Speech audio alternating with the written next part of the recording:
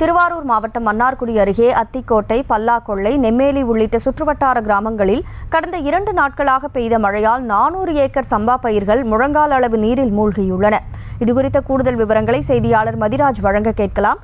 மதிராஜ், வணக்கம். இதனால எத்தனை விவசாயிகள் பாதிக்கப்பட்டிருக்காங்க? முழு விவரம். திருவாரூர் மாவட்டத்துல தொடர்ந்து 2 நாட்களா பலத்த மழை பெஞ்சது.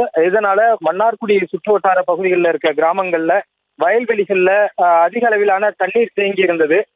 இந்நிலையில இங்க பல்லாக்கொள்ளை உள்ளிட்ட அந்த கிராமங்கள்லயும் வயல்கள்ல மழை நீர் அதிக அளவு தேங்கி இருக்கிறது. பக்கத்துல ஆலங்குடி கிராமத்துல இருக்கிற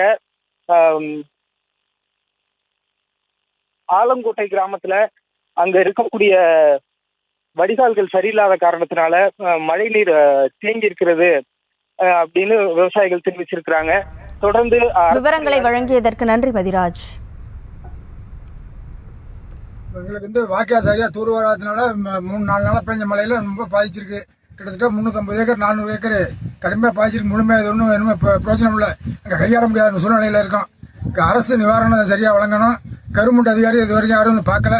உடனடியாக அதை பார்த்து எங்களுக்கு தகுந்த இடம்.